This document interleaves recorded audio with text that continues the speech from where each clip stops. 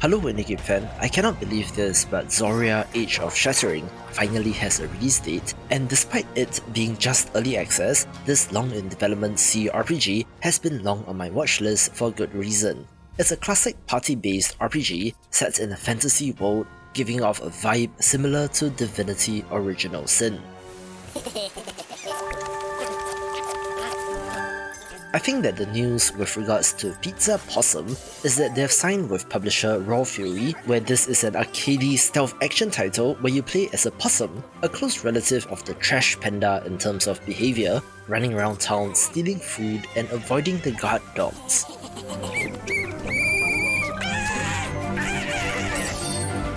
It's another mischievous animal simulator in the vein of Untitled Goose Game, but is less puzzle focused, but instead has more chaos when all hell breaks loose, looking pretty fun.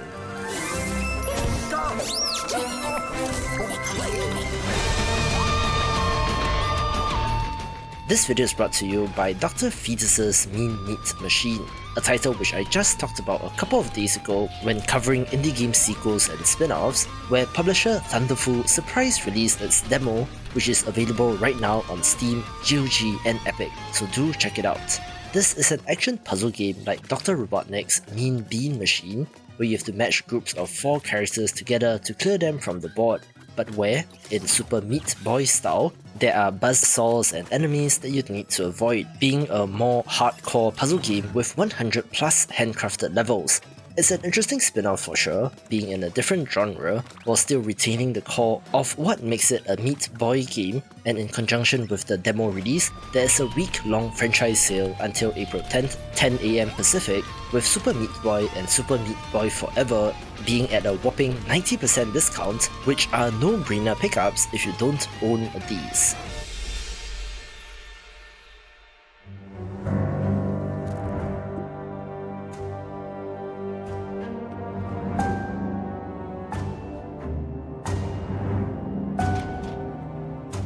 I came across Tales from Centropolis when browsing Kickstarter, and then the developers also reached out, where this is an action-adventure RPG set in an alternate history version of the 1920s, where you play as a private detective caught up in a case of murder, espionage, and intrigue.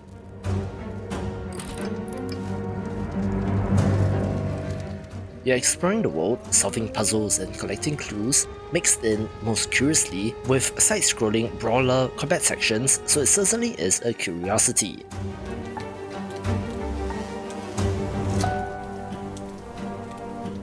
I love the overall tone and vibe, where the developer cites Dick Tracy, Earthbound and Eastward as some inspirations.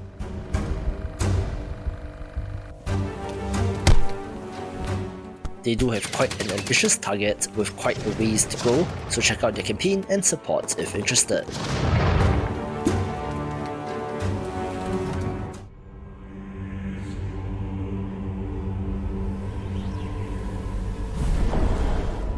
You must be very excited. Only those who bear those beautiful red eyes are chosen. I'm not quite sure where to place Lunar Abyss, since it comes to us from developer Bonsai Collective, who are technically independent, but their About Us page lists at least 20 developers, many of which have worked on AAA titles in the past, where they have raised $3.5 million in funding, so it's not exactly what you would think of a small scrappy indie team, but they're not exactly a big studio in the traditional sense as well.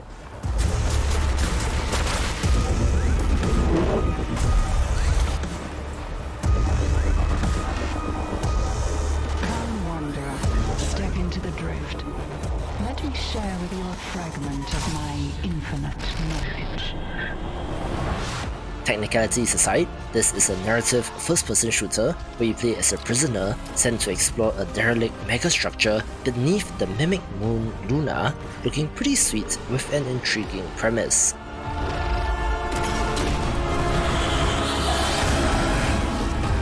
This thing inside of you, it is the key to everything.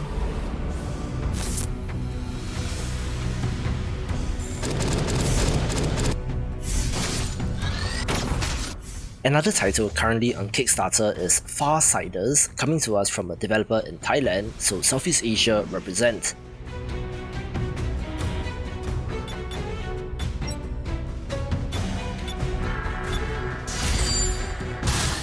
This is a top-down action-adventure title set in a world that mixes both Arthurian legend and sci-fi, mixing magic and technology.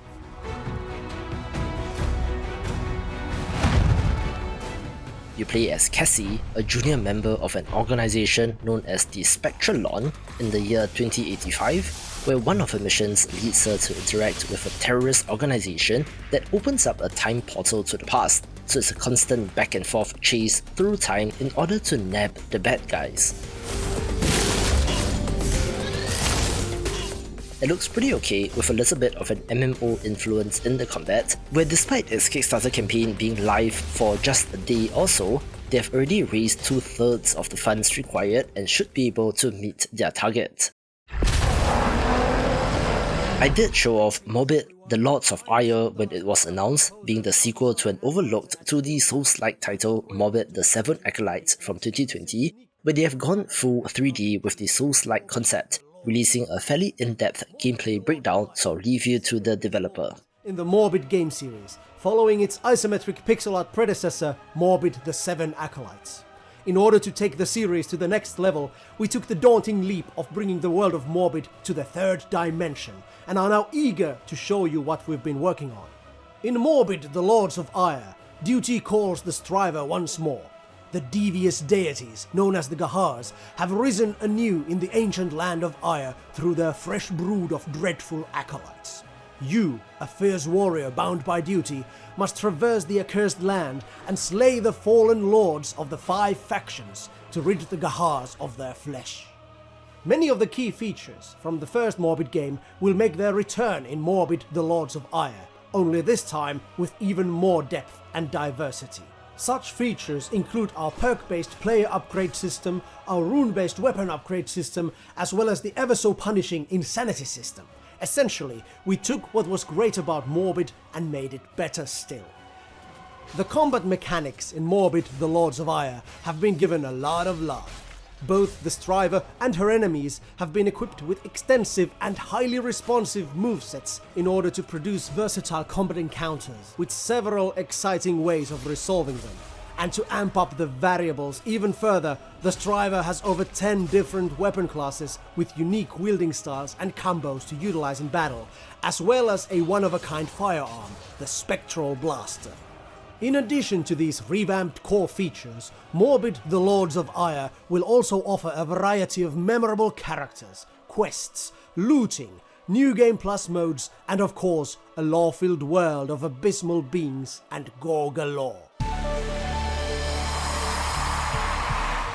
Homicidal All-Stars was a turn-based tactics title based around the concept of a deadly reality game show, but the game has been renamed Showgunners, which I do think is a better name. Will be televised. Load, lock, and get ready to rock for Showgunners, where contestants compete to earn fame and money by surviving booby-trapped arenas and facing off against heavily armed mercenaries. But luckily, they won't be fighting alone.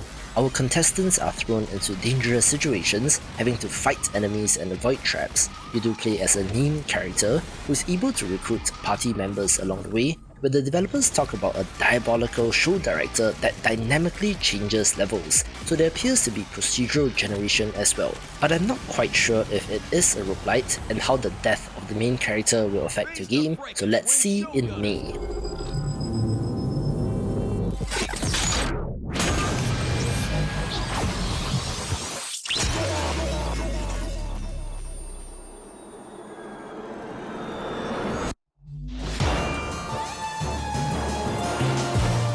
A number of you watching this will be familiar with D-Pad Studio, developer of the gorgeous pixel art title Owlboy, but did you know that they have another gorgeous pixel art game named Savant Ascent, where Savant Ascent Anniversary Edition was just confirmed for its 10th anniversary.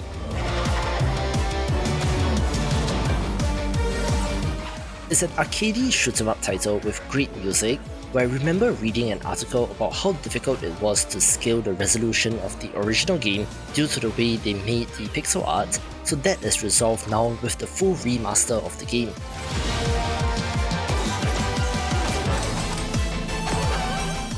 Of course, this includes new levels, abilities, bosses, soundtrack, cutscenes, and a new survival mode, making it of interest to both new players and ones that have played before.